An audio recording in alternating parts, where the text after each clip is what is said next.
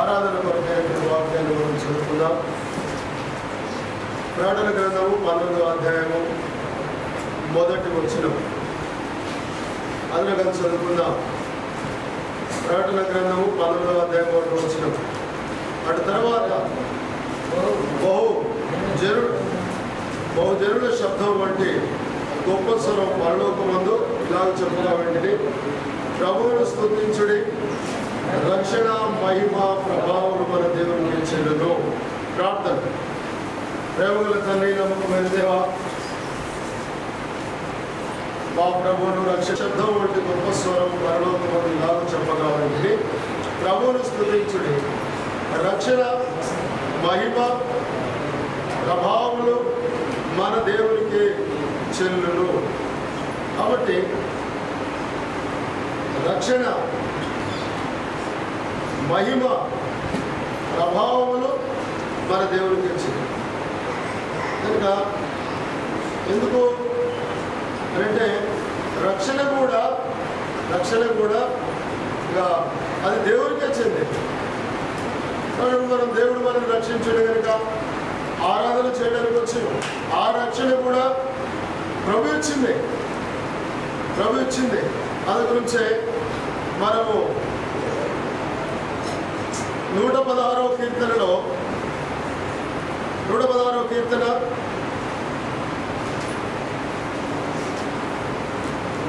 13వ కీర్తన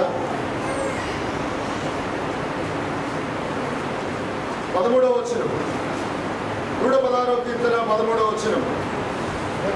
రక్షణ పాత్రను చేతపుచ్చుకొని యెహోవా నామమున ప్రార్థన చేసేదను. రక్షణ పాత్రను చేతపుచ్చుకొని. కాబట్టి ఈ రక్షణ అనేటటువంటి పాత్ర లాంటిది. మనము ఆరాధించుటకై దేవుడు మనల్ని రక్షించండి. ఆరాధించుట కొరకై ప్రభు మనలను రక్షించండి. మనము చెరలో ఉన్నటువంటి వారు, మనకు తెలుసు.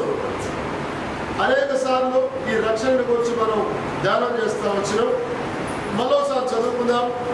లూకాసు వార్త 2వ అధ్యాయము. లూకాసు వార్త 2వ అధ్యాయం. లూకాసు వార్త 2వ అధ్యాయము 11వ వచనం. 11వ వచనం. లూకాసు వార్త 2వ అధ్యాయము 10-11 వచ్చిన చదువుకుందాం. 10-11 వచ్చిన 10-11 వచ్చిన. అయితే ఆ దూత, భయపడకుడి, ఇదిగో ప్రజలందరికీ కలగబోవు మహా సంతోషకరమైన సువార్తమానం నేను మీకు తెలియజేయుచున్నాను. దావీదు పట్టణమందు నేడు రక్షకుడు మీ కొరకు పుట్టి ఉన్నాడు. ఈయన ప్రభు అయిన క్రీస్తు. కాబట్టి రక్షకుడు పుట్టి ఉన్నాడు. దావీదు పట్టణమందు నేడు రక్షకుడు మీ కొరకు పుట్టి ఉన్నాడు. కాబట్టి రక్షణను బట్టి ఇది ఎంత, దీనికి రక్షణకు ప్రాధాన్యత ఉందంటే ఎంత ప్రత్యేకతను కలిగి ఉన్నదనంటే ఈ రక్షణ. అది గురించి ఇక్కడ 10వ వచనంలో, అయితే ఆ దూత, భయపడకుడి, ఇదిగో ప్రజలందరికీ కలగబోవు మహా సంతోషకరమైన సువార్తమానము నేను మీకు తెలియజేస్తున్నాను. కాబట్టి ఏంటిది మహా సంతోషకరమైనటువంటి సువార్తమానం? రక్షకుడు పుట్టాడు. కాబట్టి ఈ రక్షకుడు పుట్టిండు. దేని కొరకు దేవుడు రక్షిస్తాడు? మనం చదువుకుందాం. మత్తయి సువార్త 1వ అధ్యాయము 21వ వచనం. మత్తయి సువార్త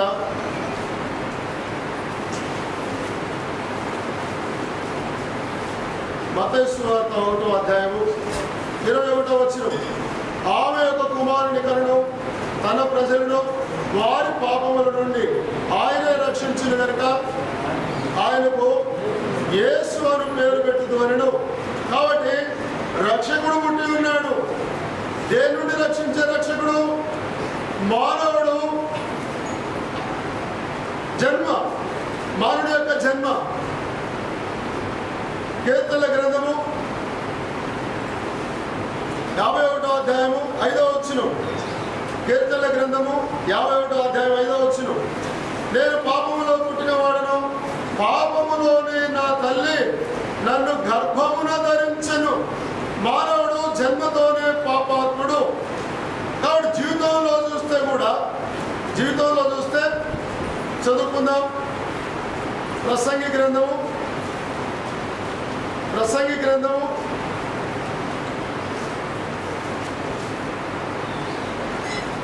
7వ అధ్యాయం 20వ వచనం,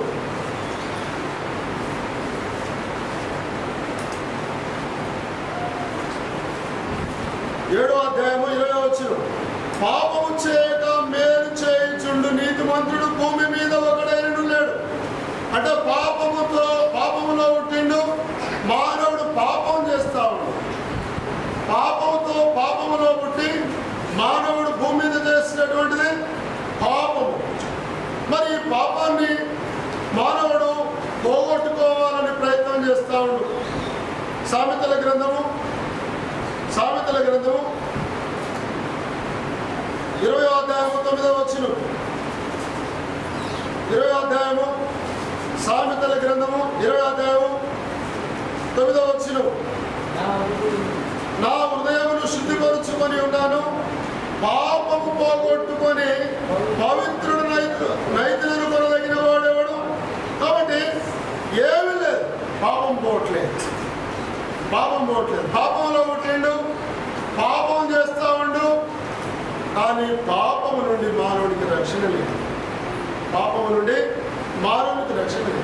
అది గురించి పాపము నుండి రక్షించడానికే ప్రభువు ప్రత్యక్షమైండు. పాపములు క్షమించడానికి, పాపములు తీసివేయడానికి, పాపమును కడగడానికి, పాపమును క్షమించడానికి ఆయన ప్రత్యక్షమైంది. అందుకోసమే ఎవరు పోగొట్టుకుంటారు? పాపం చేయకుండా ఎవరు ఉంటారు? ఎవరు? పాపం ఎవరైనా పోగొట్టుకుంటారా? ఎవరు పోగొట్టుకుంటారు? పాపం అట్లనే ఉంటా ఉంది. అందు గురించే ఏమంటాడు? కీర్తనల గ్రంథము 65వ అధ్యాయము 3వ వచనం, కీర్తనల గ్రంథము 65 3వ వచనం, కీర్తనలు 65:3, నా మీద మోపబడిన దోషములు భరింపజాలనివి. కాబట్టి మన మీద మోపబడిన, మనం చేసిన పాపం ఎటువంటిదంటే మనము భరించలేనటువంటి. కాబట్టి ఇలాంటిది పాపము. ఎవరు భరించాలా? ఎవరు తీసివేయాలా? కాబట్టి ఎవరు పోగొట్టాలా అని అంటే ఆ పాపము నుండి విడిపించడానికి వచ్చినటువంటి రక్షకుడే యేసుక్రీస్తు ప్రభువు. మానవునికి పాపము నుండి మానవుని విడిపించడానికి, మానవుని రక్షించడానికి వచ్చిన దేవుడే యేసుక్రీస్తు ప్రభువు. అందుకోసమే ఆయన అందు గురించి రాయబడింది. పరలోకంలో ఒక శబ్దం వినపడింది యోహానికి, అపోస్తలుడైన యోహానికి. ఏమనంటే, రక్షణ, మహిమ, ప్రభావములు మన దేవునికే చెల్లును. కాబట్టి ఎందుకంటే ప్రభువే మనల్ని రక్షించిండు తప్ప మనల్ని మనం రక్షించుకోలేదు. మనల్ని మనం రక్షించుకోలేకపోతా ఉన్నాం. ప్రభువే రక్షించిండు. యెషయా గ్రంథము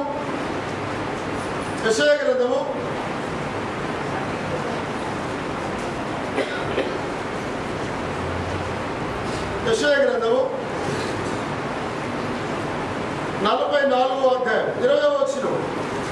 యెషయా గ్రంథం 44వ అధ్యాయము 20వ వచనం.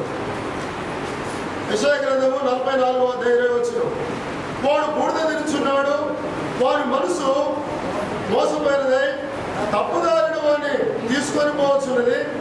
వాడు తన ఆత్మను రక్షించుకొనజాలడనియు, నా కుడి చేతిలో అబద్ధం ఉన్నది కదా అనియు అనుకొనుటకు వారికి బుద్ధి చాలదు. వాడు తన ఆత్మను రక్షించుకొనజాలడనియు. కాబట్టి మానవుడు పాపములో ఉన్నటువంటి వాడు, పాపాత్మ కలిగినటువంటి వాడు. బైబిల్లో రాయబడింది అపవిత్రాత్మ, దయ్యముల ఆత్మ, తర్వాత దురాత్మ, తర్వాత పాపాత్మ. కనుక ఈ పాపాత్మ నుండి లేదా పాపము నుండి ఆత్మ రక్షించుటకై విడిపించుట కొరకై పరమాత్ముడు ఈ లోకంలో జన్మించాడు. పరమాత్ముడు అని బైబిల్లో ఒకేసారి రాయబడింది. పరమాత్ముడు అని బైబిల్లో ఒకేసారి రాయబడింది. మార్క్స్ వార్త 14వ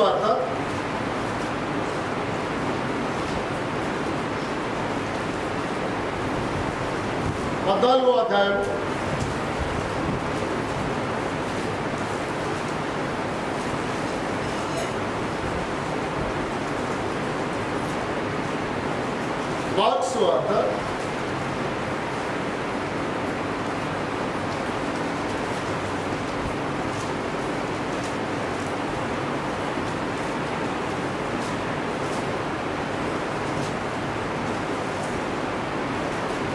61వ వచనం. 14వ అధ్యాయం 61వ వచనం. 14:61. అయితే ఆయన ఉత్తరమేమేమి చెప్పగా ఊరుకుండెను.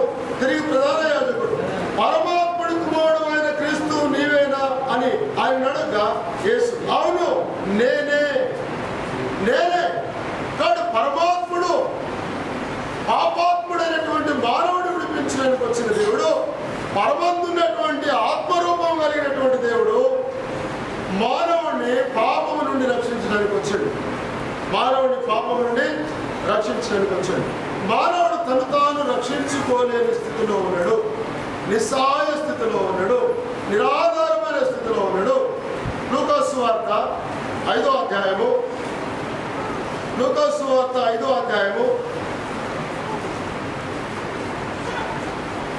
8వ వచనం.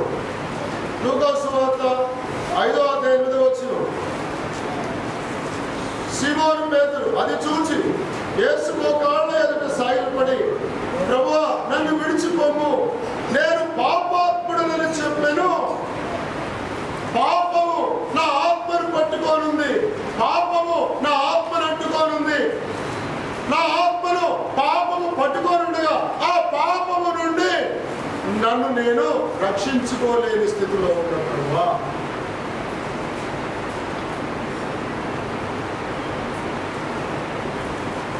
రక్షించుకోలేని స్థితిలో ఉన్న ప్రభువా. అందు గురించి పాపము నుండి, అపవాది పథకాల నుండి చెరలో ఉన్న ఆత్మను ప్రభు ఈ లోకానికి వచ్చి విడిపించండి. ఆ మాట చదువుకున్నాం. పేతురు రాసిన పత్రిక వద్దాం. పేతురు రాసిన మొదటి పత్రిక 3వ అధ్యాయము 19-20 వచ్చిన కలిసి దేవుని దీర్ఘశాంతం ఇంకా కనిపెట్టుచుడినప్పుడు పూర్వము నోవ దినములలో ఓడ సిద్ధపరచుండగా అవిధేయులైన వారి యొద్దకు, అనగా చెరలో ఉన్న ఆత్మల యొద్దకు ఆయన ఆత్మరూపిగానే వెళ్ళి వారికి ప్రకటించెను. ఆ ఓడలో కొందరు, అనగా 8 మంది నీటి ద్వారా రక్షణ పొందిరి. కాబట్టి చెరలో ఉన్న ఆత్మల యొద్దకు, ఈ ఆత్మ పాపము చెరలో ఉంది. ఇంకో వాడు కూడా చెప్పచ్చు. ఎందుకంటే చదువుకుందాం. తిమోతికి రాసిన 2వ పత్రిక 2 తిమోతి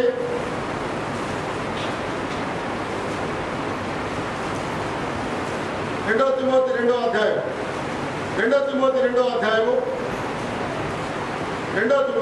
అధ్యాయం 24-26 కలిసి ఉన్నాయి. 24-26 కలిసి ఉన్నాయి. చదువుకుందాం. సత్య విషయమైన అనుభవ జ్ఞానం వారికి కలుగుటకై దేవుడు ఒకవేళ ఎదురాడు వారికి మారు మనసు దయచి, అందువలన సాతాను తన ఇష్టాన్ని చొప్పున చెరపట్టిన వీరు వాని ఊరిలో నుండి గుర్తుంచుకోవాలి. చెర అంటే బంధకాలలో లేక ఒక 4 గోడల మధ్య చెరసాలలో, చెర అంటే మరి బంధించబడి తీసుకొని పోబట్టాం అన్నమాట. కాబట్టి వారి నుంచి తప్పించడానికి ప్రభు వచ్చాడు. కీర్తనల గ్రంథము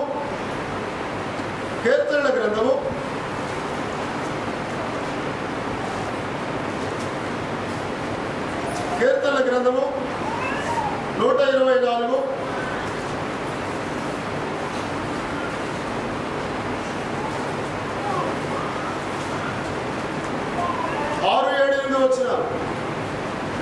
7, 8 వచ్చిన 124వ అధ్యాయం కీర్తనల గ్రంథం. వారి పళ్ళకు మనను వేటగా అప్పగింపని యెహోవా స్తుతినందును గాక. పక్షి తప్పించుకునేట్లు మన ప్రాణము వేటగాండ్ల ఉరి నుండి తప్పించుకొని ఉన్నది. ఉరి తెంపబడను, మనం తప్పించుకొని ఉన్నాం. భూమి ఆకాశములను సృష్టించిన యెహోవా నామము వలనే మనకు సహాయం కలుగుతున్నది. కాబట్టి ఇక్కడ రాబడింది ఉరి తెంపబడను. అక్కడ రాబడింది తన ఇష్టం చొప్పున చెరపట్టిన సాతాను ఊరిలో నుండి, సాతాను చెరలో నుండి. ఇందాక మనం చదువుకుంటా వచ్చినాం. పాపాత్మ అని రాయబడింది. అంటే పాపము యొక్క బంధకాల్లోనూ సాతాను యొక్క బంధకాల్లోనూ ఉన్నటువంటి మానవుని యొక్క ఆత్మను రక్షించడానికి, విడిపించడానికి వచ్చాడు. అందుకోసమే ఉరి తెంపబడిన మనం తప్పించుకొని ఉన్నాం. ఎన్ని రోగాలు, ఎన్ని తెగుళ్ళు, ఎన్ని సాతాను యొక్క క్రియలు, వీటన్నిటి నుండి ప్రభువు మనల్ని విడిపించిండు, మనల్ని రక్షించిండు.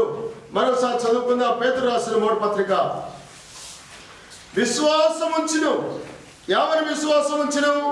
రోమిలికి రాసిన పత్రిక, రోమపత్రిక 10వ అధ్యాయము, రోమపత్రిక 10వ అధ్యాయం, రోమిలి రాసిన పత్రిక 10వ అధ్యాయము, 9-10 వచ్చిన రోమపత్రిక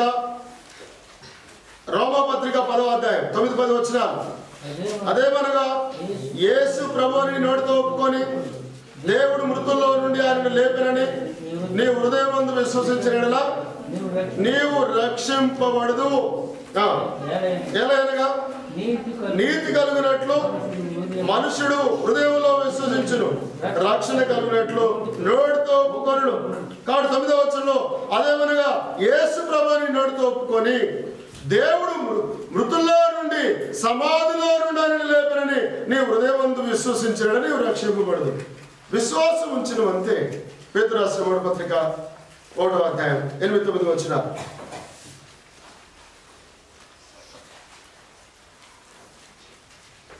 పేతురు రాసిన మొదటి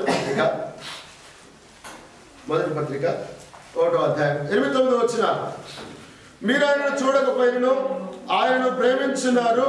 ఇప్పుడు ఆయనను కన్నులారా చూడక విశ్వసించు మీ విశ్వాసమునకు ఫలమును అనగా ఆత్మరక్షణ పొందొచ్చు చెప్పనా సైక్యమును మహిమాయుక్తమైన సంతోషం గలవారై ఆనందించున్నారు. ఇక్కడ ఏం రాబడింది?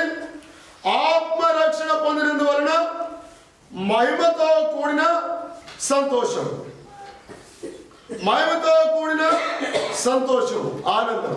మహిమతో కూడిన దేని తర్వాత వచ్చింది?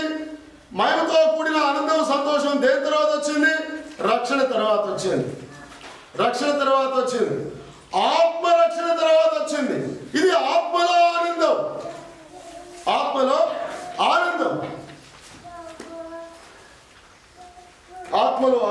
అది గురించే విడిపించబడినటువంటి దేవుని ఆత్మ కలిగినటువంటి వారమై ఇప్పుడు మనము దేవుడు మనకు పరిచయమైంది, దేవుడు మనకు తెలిసిండు. అందుకోసం మనం ఇప్పుడు దేవుణ్ణి ఆరాధించడానికి మనం ఇక్కడికి చేరవచ్చు. అందు గురించే ప్రజలందరికీ కలగవు మహా సంతోషకరమైన సువార్త. ఏంటిదంటే ఇదిగో దావీదు పట్టణం మంది నేడు మీ కొరకు రక్షకుడు పుట్టినాడు. ఎందుకు రక్షకుడు? వాడు తన ఆత్మను రక్షించుకొని జాలడని. మన ఆత్మను మనం రక్షించుకోలేని స్థితిలో ఉన్నాం. మన ఆత్మను పాపం పట్టుకోనుంది. మన ఆత్మను సాతాను చెరపట్టిండు. తన ఇష్టం చొప్పున ఎన్ని దురలవాట్లు, ఎన్ని పాపాలు, ఎన్ని పాపాలు, వాటన్నిటిలో మనల్ని బంధించి అందులోనే నాశనం చేస్తూ ఉంటే సాతాను మనను ఆయన రక్షించడానికి పుట్టాడు. అనేక పాపాలు, ఎన్ని రోగాలు ఇప్పుడు గుర్తుపెట్టుకోండి.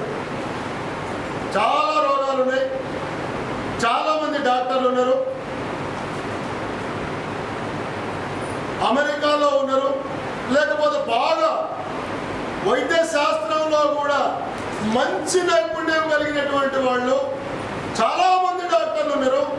అయినా సరే వాళ్ళ వలన బాగా చచ్చిపోయేటటువంటి వాళ్ళు ఇప్పటికి కూడా. వాళ్ళ వలన బాగాని రోగాలు చాలా ఉన్నాయి. బైబిల్లో ఏ రోగంతో వచ్చినా కూడా యేసు వారు బాగు చేశాడు. ఏ రోగంతో వచ్చినా బాగు చేసిండు. ఎన్ని దయాలు పట్టిన వ్యక్తి వచ్చినా కూడా దయాలను వెళ్ళగొట్టిండు. మానవుని ఆత్మని రక్షించినటువంటి రక్షకుడు. ఎందుకంటే కొంతమంది అనుకుంటా ఉంటారు, ఏమున్నది డాక్టర్లు, వైద్యము, లేదా సైన్స్ ఇంత ఇక డెవలప్ అయినటువంటి ఇప్పుడు కూడా ఏం దేవుడు. కొంతమంది నాస్తికులు ఉంటారు, దేవుడు లేదు, దయ్యం లేదని. వాళ్ళ పెద్ద దయ్యమే, అది అబద్ధం పడుతూ ఉంటుంది. అట్లా పలికించేది కూడా దయ్యమే. కాబట్టి అందు గురించే అలాంటి స్థితిలో ఉన్నటువంటి నన్ను ఇప్పుడు నేను నా సంగతి నాకు తెలుసు. డాక్టర్ల దగ్గర పోయినా, తర్వాత గుళ్ళ దగ్గరకు పోయినా, భూత వైద్యులతో అంతరం కట్టించుకున్నా, ఇక దర్గా దగ్గరకు పోయినా అంతరం కట్టించుకుంటున్నా, సరేనా అయిపోయాగా.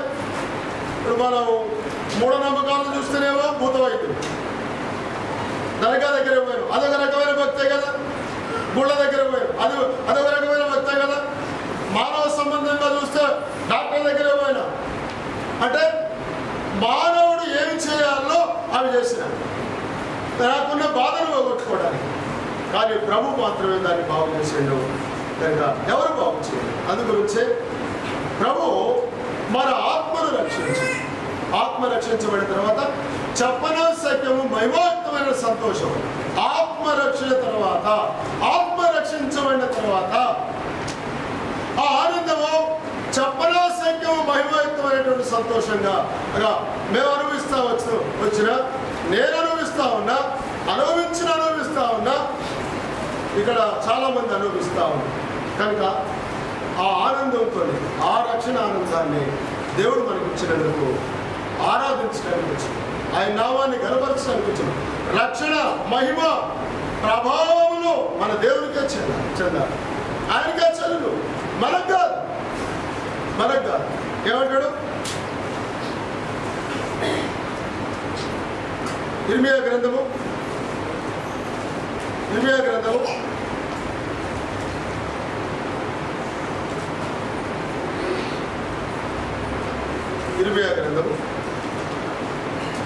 17వ అధ్యాయము 14వ వచనం.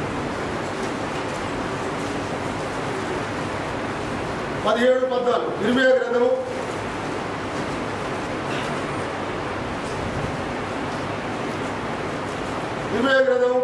17వ అధ్యాయం 14వ వచనం. యెహోవా నీవు నన్ను స్వస్థపరచుము, నేను స్వస్థత నొందును, నన్ను రక్షించుము, నేను రక్షింపబడుదును, నేను నిన్ను స్తోత్రించుటకు నీవే కారణమవుతుడు.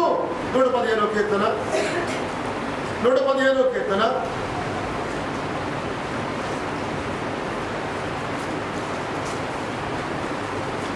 115వ కీర్తన మొదటి వచనం. 115వ కీర్తన మొదటి వచనం. 115వ కీర్తన మొదటి వచనం. మాకు కాదు యెహోవా, మాకు కాదు, నీ కృపా సత్యమును బట్టి నీ నామానికి మహిమ కలుగును గాక. ఎందుకు ఆయన నామానికి? ఆయన స్వస్థపరిచాడు, ఆయనకే మహిమ కలగాల. ఆయన రక్షించుడు, ఆయనకే మహిమ కలగాల. అదేనా? కనుక మనల్లో ప్రభువు రక్షించాడు. మనం రక్షించుకోలేని పాప బంధకాల్లో మరణం యొక్క బంధకాల్లో, లేదా సాతాను యొక్క బంధకాల్లో మనం బంధించబడినటువంటి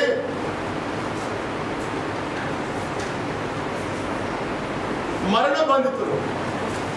అలాంటి మనలను సాతాను యొక్క చేతి నుండి, పాపము బంధకాల్లో నుంచి, మరణం నుండి ప్రభు మనల్ని విడిపించి చెప్పనా సైక్యమును మహిమయుక్తమైనటువంటి సంతోషంలో ఆనందించాలి. భౌతికంగా చూస్తే ఏదో నేరం చేసిందని చెప్పని ఆమెకి అక్కడున్న ప్రభుత్వం, అక్కడ ఉన్నటువంటి కోర్టు ఆమెకు ఉరి శిక్ష వేశారు. ఆమె ఎంత బాధపడి ఉంటుందో మనం పోయి అడిగి తెలుస్తుంది. ఎందుకంటే కుటుంబం ఉంటుంది, పిల్లలు ఉంటారు, సరే భర్త ఉంటాడు, కానీ పిల్లల మీద మనసు పట్టుకుంటాము. పిల్లల మీద మనసు పట్టుకో. నేను ఈ వయసులో చనిపోతే నా పిల్లలు ఏమైపోతారు అనేటటువంటి ఆ బాధలో ఆమెను పోయి కలిస్తే అర్థమైంది. సరే పోయేవాళ్ళు పోయారు, మాట్లాడిండ్రు, ఉరి శిక్షను రద్దు చేసిండ్రు. ఉరి శిక్ష పలానా రోజు, ఇక కొద్ది రోజులే, ఇక కొద్ది గంటలే అంటున్నటువంటి సమయంలో ఆమె ఎంత ఒత్తిడికి గురైందో, ఆమె ఎంత బాధపడిందో ఆమెకే తెలుసు. ఆమెకే తెలుసు నీ ఉరి శిక్ష రద్దు చేయబడింది అని అనగానే ఆ సంతోషం ఆమెకే తెలుసు. ఆమెకే తెలుసు. కనుక నీకున్న అలాంటి గురుంది, దాన్ని తెంపిండు ప్రభు. ఆయన నీ కొరకు నా కొరకే. నువ్వు చేసిన పాపం, నేను చేసిన పాపం, పాపంలో పుట్టినటువంటి మనం, పాపం చేస్తున్నటువంటి మనం, పాపాన్ని పోగొట్టుకోలేని స్థితిలో ఉన్నాడు, మన ఆత్మను రక్షించుకోలేని స్థితిలో ఉన్న మనలను ప్రభు రక్షించడానికి రక్షకుడు కాబట్టి మనల్ని రక్షించడం కంటే ఆయన శిలువలో తను తాను బలిగా అర్పించుకున్నాడు. చదువుకుందాం. బలియార్పణముగా అర్పించుకున్నాడు.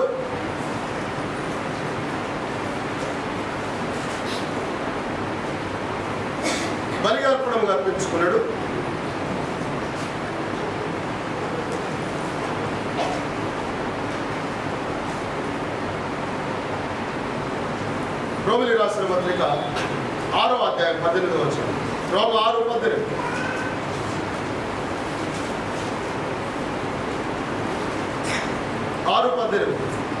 పాపము నుండి విమోచింపబడి నీతికి దాసులైతే. ఇందుకు దేవునికి స్తోత్రం. పాపము నుండి ప్రభు మనల్ని విడిపించాడు. మనకు తెలుసు, అనేక సార్లు మనం చదువుకునేటువంటి వచ్చిన పాపము నుండి మనల్ని విడిపించడానికి తను తాను అప్పగించుకుంటావచ్చు. చదువుకుందాం. గలతీయులకు రాసిన పత్రిక 1:4. గలతీయుల పత్రిక 1:4. గలతీయులకు రాసిన పత్రిక 1వ అధ్యాయం 4వ వచనం. మన తండ్రి అయిన దేవుని చిత్త ప్రకారం క్రీస్తు మనలను ప్రస్తుతం దుష్టకాలంలో నుండి విమోచింపబడని మన పాపముల నిమిత్తము తను తాను అప్పగించుకొనెను.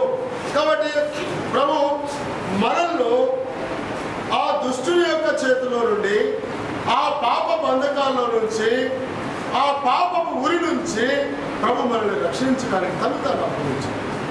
అటువంటి మనలో ఆయన ఆత్మరక్షణ విశ్వాసం ఉంచును.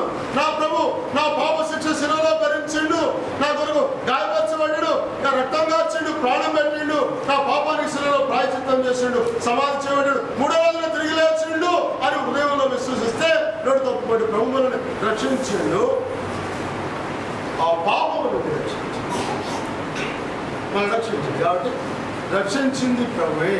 కనుక రక్షణ, మహిమ, ప్రభావాలు మన దేవునికి ఇచ్చాను. మనకు నేను నిన్న ఆత్మను రక్షించిన, ఇంత పరిచయం చేసిన ప్రభువే రక్షించేది. వాడబడేది మాత్రమే.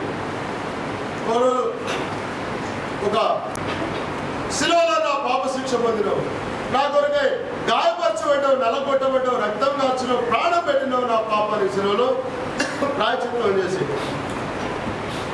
చెర నుండి విడిపించావు.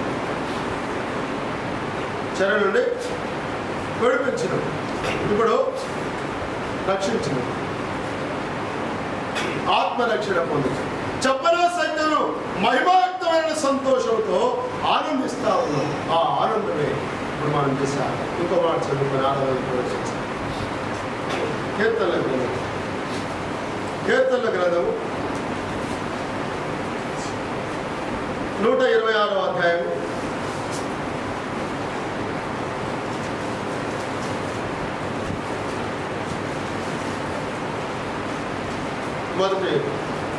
2వ వచనం. కీర్తనల గ్రంథం 126వ అధ్యాయం 2వ వచనం. సియోనుకు తిరిగి వచ్చిన వారిని యెహోవా చెరలో నుండి రప్పించినప్పుడు మనము కలకలిన వారి వలె ఉంటివి. మన నోటి నిండా ఉండెను, మన నాలుక ఆనందగానముతో నిండి ఉండెను. అప్పుడు యెహోవా వీరి కొరకు గొప్ప కార్యములు చేశాడు అనేక చెప్తారు. ఎంతమందో సాక్ష్యం వచ్చింది.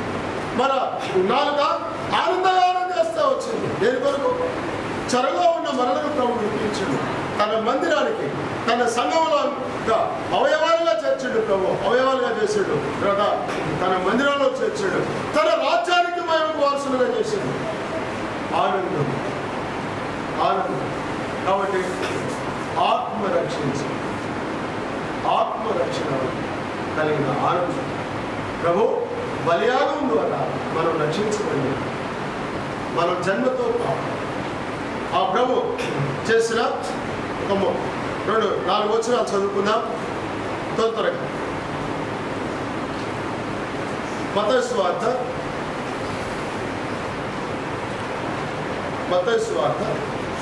26-28.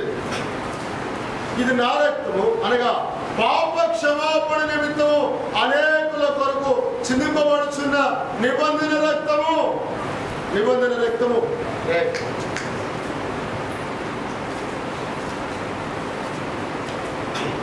రక్తము. ఇంకేమంటాడు? యోహాను రాసిన మొదటి పత్రిక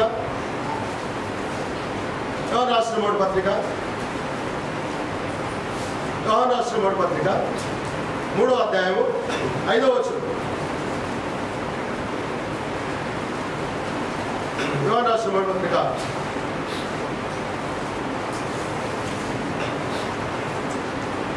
3:5.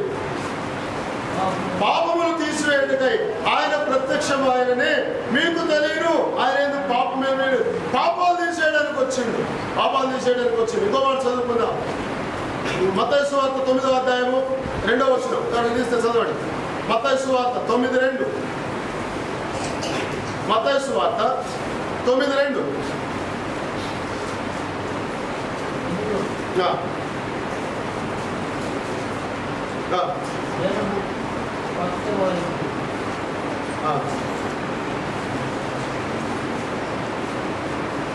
ఇవరేళ్ళు పక్షవాయుతో మంచం పట్టి ఉన్న ఒకరిని ఆయన ఎదురు తీసుకుని వచ్చి యేసు వారి విశ్వాసం చూసి, కుమారుడా ధైర్యంగా ఉండు, నీ పాపములు క్షమింపడునని ఆ పక్షవాయుతో.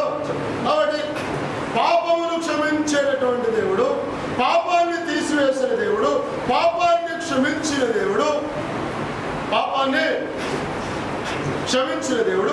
పాపాన్ని తీసివేసిన దేవుడు, పాపాన్ని కడిగిన దేవుడు. ఎవడు? యోహాను రాసిన మొదటి పత్రిక 1వ అధ్యాయము 7వ వచనం. యోహాను రాసిన మొదటి పత్రిక 1:7.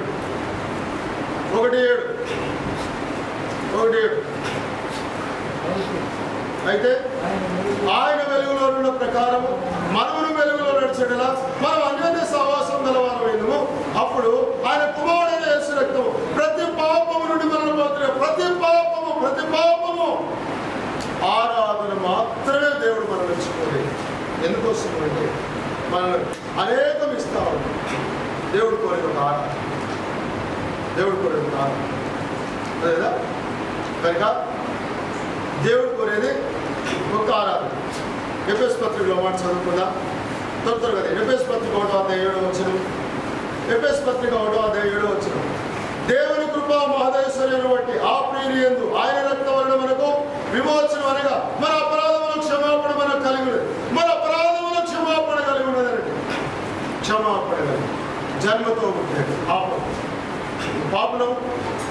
పాపం చేస్తూ వచ్చినటువంటి వారు పాపాన్ని పోగొట్టుకోలేని స్థితిలో ఉన్నటువంటి వాడు, పాపము యొక్క బంధకాల్లో నుంచి మన ఆత్మను రక్షించుకోలేకుండా ఉన్నటువంటి వాడు. ఇటువంటి మనలను ప్రభువు ఆయన ఈ లోకానికి రక్షకుడు కాబట్టి ఆయన మనందరి పాపాల కొరకే సిలువేయబడి ఆయన రక్తం కాల్చి ప్రాణం పెట్టి సమాధి చేయడం, ఆయన తిరిగి లేచి జీవంతో కూడిన నిరీక్షణ మనకి ఇచ్చాడు. మన పాపాలు క్షమించాడు,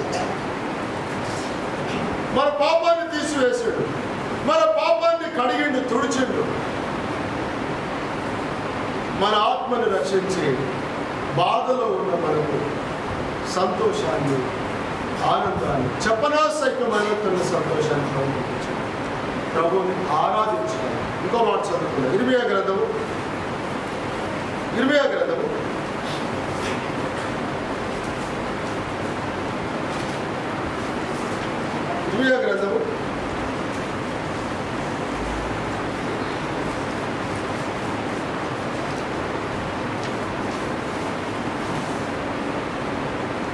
13వ వచనం,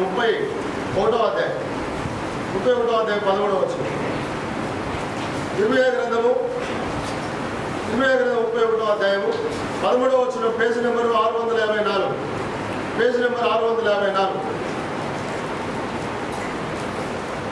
వారి దుఃఖములకు ప్రతిగా సంతోషం ఇచ్చి వారిని ఆదరించును, విచారం కొట్టివేసి నేను వారికి ఆనందము కలగజేతును కనుక కన్యకరుడు ఎవరును వృద్ధులను కూడి నాట్యమందు సంతోషించెదరు.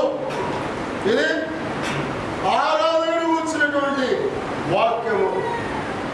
ఎందుకంటే ప్రభు మన దుఃఖాన్ని పోగొట్టి సంతోషాన్ని ఇచ్చాడు, ఆదరించుడు, మన విచారాన్ని కొట్టివేసి ఆనందాన్ని కలిగించు. వాటి ప్రభుని మనం ఆరాధించాం. ప్రభు నిజంగా నేను రక్షణ లేకుండా ఉన్నా, శిక్ష కింద ఉన్నా. ఇప్పుడు రక్షణ లేకపోతే ఎట్లా?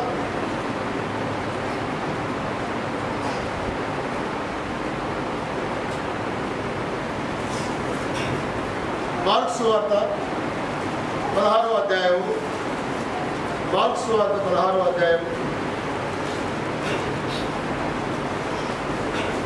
వచనం. మార్కు సువార్త 16:16. నమ్మి బాప్తిజం పొందినవాడు రక్షింపబడును, నమ్మని వారికి శిక్ష విధించబడు. కాబట్టి మనం రక్షించబడినటువంటి వారు శిక్ష నుండి తప్పించుకునేటువంటి వారు. కాబట్టి ఈ రక్షణ ఆనందంతో సంతోషాన్ని మనకి ప్రభు ఇచ్చినందుకు ప్రభుని గనపరచాలా. ఆయనకే రక్షణ, మహిమ, ప్రభావం ఇచ్చింది. ఎందుకంటే మనం ప్రభు ఈ లోకంలో రక్షకుడుగా జన్మించకపోతే మన బంధకాల్లో మనము నశించిపోయేవాడు, మన నరకాల్లో కాలుగా ఉండేవాడు. ఈ సమయానికి మనం ఎప్పుడో అగ్నిగంధకాలతో మండే గుండానికి వెళ్ళేవాడు. కాబట్టి ఆ స్థితి నుండి తప్పించాడు. తన రాజ్యానికి మహిమకుమైన వారసులుగా చేసినందుకు ఆ భయంకరమైనటువంటి పాపం నుండి మనకు విడిపించాడు. కాబట్టి ప్రభువు మనము ఆరాధించాలి.